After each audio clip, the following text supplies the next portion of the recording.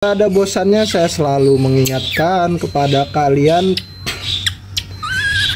bahwa bayi monyet hanya lucu pada saat kecil saja, tapi tidak untuk dewasa.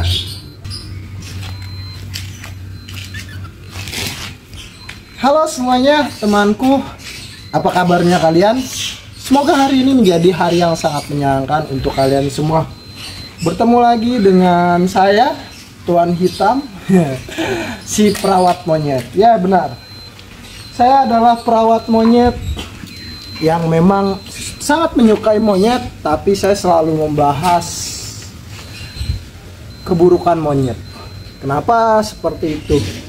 Kenapa kamu selalu membahas keburukan mereka, tapi kamu memelihara seekor monyet? Ya, karena sudah banyak sekali orang yang tertipu daya oleh seekor monyet. Kenapa saya katakan seperti itu? Di negara saya sudah sangat banyak sekali yang memelihara seperti ini.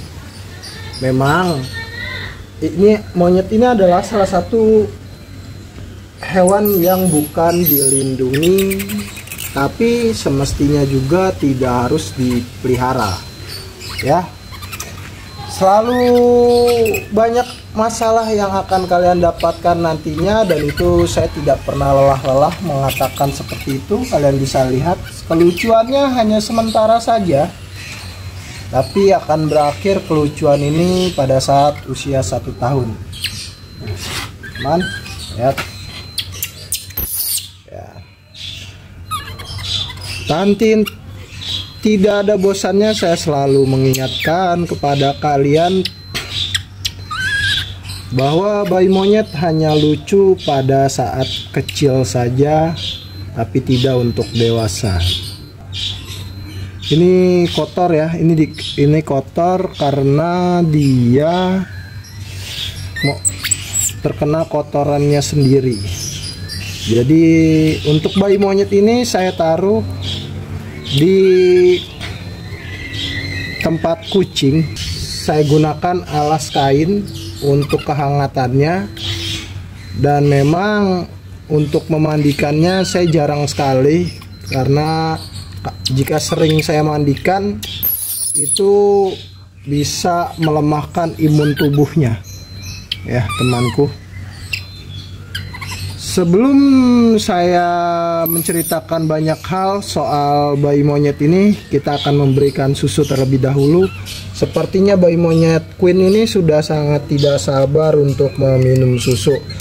Ini adalah waktu ketiga untuk memberikan susu kepada bayi monyet Queen. Jadi untuk bayi monyet Queen saya berikan makan 2 jam sekali. Pagi hari sebelum saya berangkat kerja itu jam 6,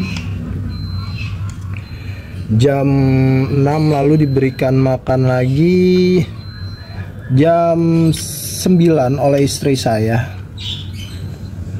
Lalu saya beri makan lagi ketika saya pulang istirahat jam 1. Oh, sekarang sudah jam 3 ya. Berarti ini makan keempat.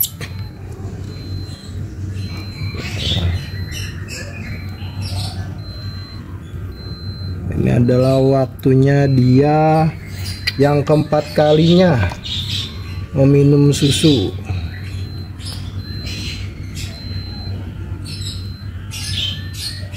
Jika kamu berangkat bekerja, siapakah yang akan memberikan susu kepada bayi monyet Queen?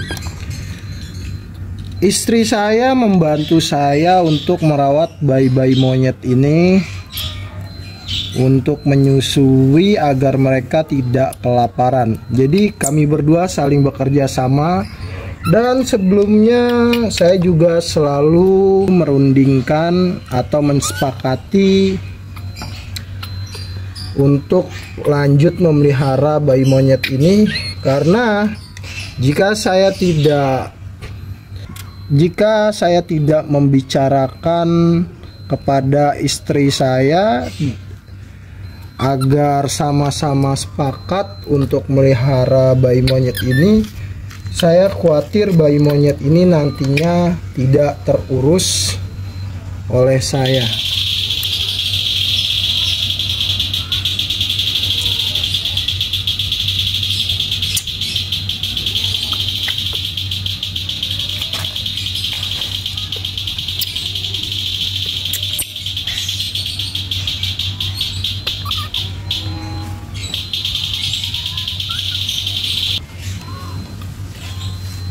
Seperti yang saya ceritakan pada malam hari, monyet ini disukai banyak orang ketika dia masih kecil, masih bayi, dan masih terlihat lucu, tidak untuk saat dewasa.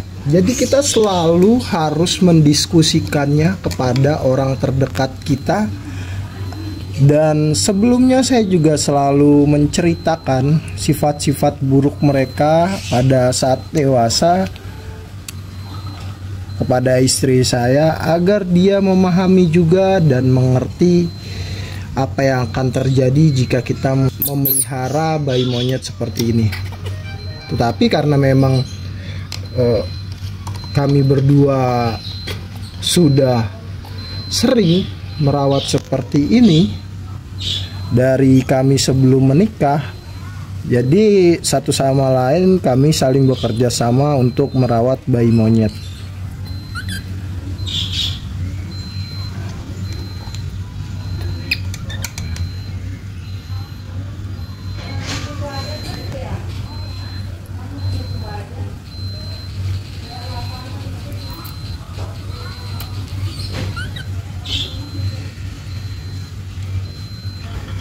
Saat ini Queen berusia berapa ya? 40 hari. 40 hari lebih jika tidak salah. Dia sudah sangat kuat sekali untuk berlari, berjalan menggunakan 4 kakinya. Berjalan dengan kedua tangan dan kedua kaki, maksud saya ya. Tidak seperti awal saya memelihara bayi Queen saat baru pertama lahir, itu dia tidak bisa berjalan seperti ini.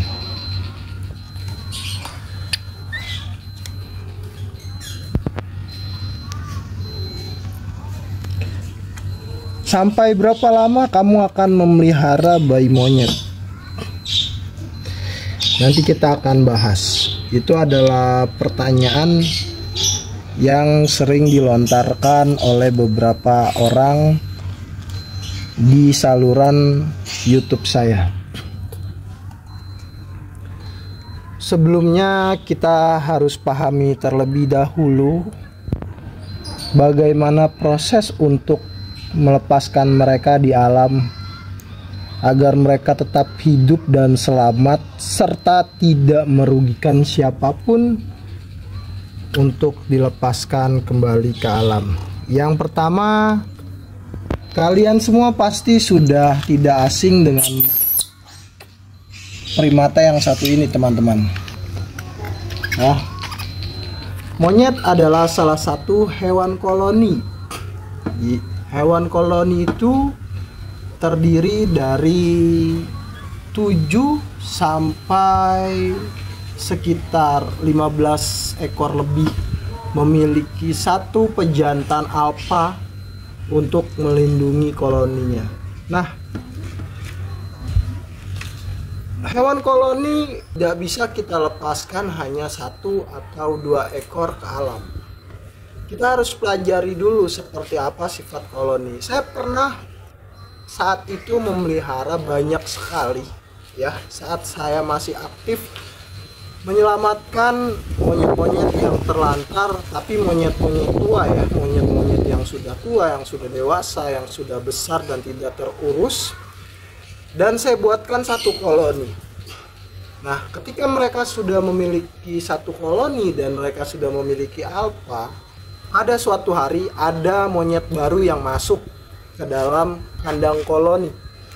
Nah, si monyet baru tersebut jika tidak bisa beradaptasi, monyet tersebut akan diserang oleh alfa dari kandang koloni tersebut.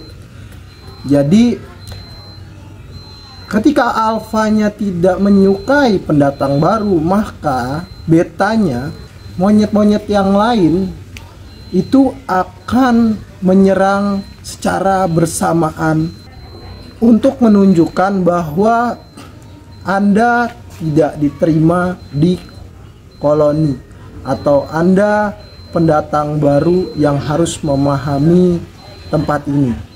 Tidak beda jauh cerita itu seperti penjara yang dimana memiliki ketua geng dan ada orang baru yang masuk yang pastinya harus melewati beberapa treatment tersendiri. Dari kejadian tersebut, jadi sama juga kita melepaskan mereka di alam, harusnya kita melepaskan mereka itu secara berkoloni, bukan 1 atau 2 ekor. Mereka akan tetap hidup jika kita lepaskan 1. Hanya saja dimanapun kita melepaskan mereka, mereka akan mencari pemukiman manusia dan mereka akan berinteraksi dengan manusia. Karena yang pertama, mereka tidak punya koloni. Si monyet itu yang kita lepaskan sendiri, seperti ini kita lepaskan di alam sudah besar, dia tidak punya koloni dan dia bertemu koloni lain, dia tidak akan diterima oleh koloni tersebut. Maka si monyet ini yang kita lepaskan di alam itu merasa terasingkan, lalu mencari jejak manusia untuk berharap diberikan makanan. Apa yang terjadi jika tidak menemukan makanan?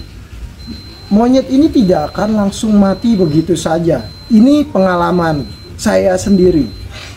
Kenapa saya katakan seperti itu? Saya pernah menangkap beruk liar dan monyet liar yang sudah berbulan-bulan lepas dari kandang. Mereka tidak semudah itu mati.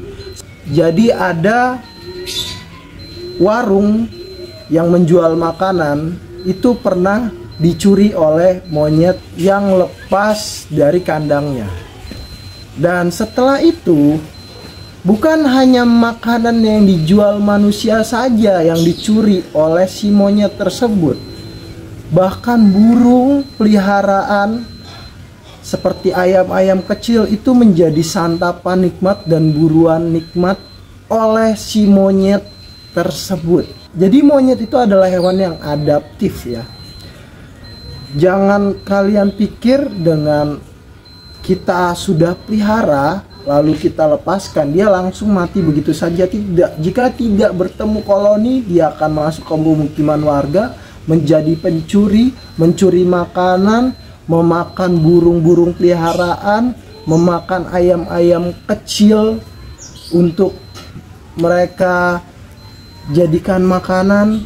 Dan sebenarnya itu adalah efek negatif dari peliharaan yang kita lepaskan tanpa kita berikan koloni serta keterampilan bertahan hidup di hutan. Nah, poinnya di sini teman-teman.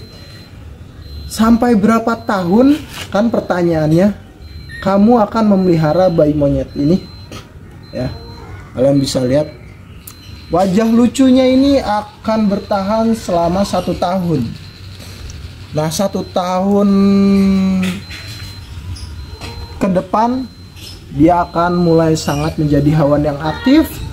2 tahun dia akan mulai memunculkan birahinya, dan 2 tahun itu kita sudah bisa membuatkan mereka koloni dengan jumlah 5, 7 atau lebih, dan dengan memiliki 1 alfa ketua untuk membuat koloni. Terus berapa lama di tanganmu agar bisa dilepaskan kembali ke alam.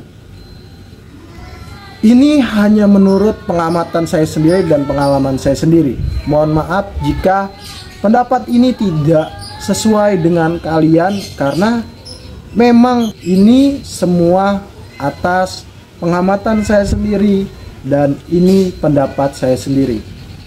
Jika kalian memiliki pendapat lain dan berbeda, saya akan menghargai. Jadi temanku, ketika monyet yang memang sudah saya pelihara seperti ini dari bayi, mungkin saya akan besarkan selama 2 tahun. Nah, jika monyet yang saya dapatkan dari hasil penyelamatan yang sudah terlantar dipelihara oleh manusia, saya butuh waktu sekitar 1 tahun untuk merehabilitasi mereka agar tidak lagi terbiasa dengan manusia dan memiliki keterampilan selayaknya monyet yang bisa hidup di alam, serta mengenali makanan alami mereka, ya, mengenali makanan alami mereka. Jadi tidak ada lagi makanan seperti bubur bayi, tidak ada lagi susu, tidak ada lagi makanan yang diberikan melalui tangan. Jadi pure rehabilitasi itu dengan cara mereka tidak mengetahui siapa Tuhan mereka dan mereka hanya memahami makanan alaminya di alam. Ketika mereka sudah membuat satu koloni dan sudah memahami makanan asli mereka di alam, memiliki keterampilan bagaimana mereka bisa hidup di alam, baru kita bisa melepaskan ke alam. Seperti itu temanku. Jadi mereka ke alam dengan kondisi sudah memiliki koloni, bisa hidup berdampingan satu sama lain dan bisa berlangsung hidup serta berkembang biak.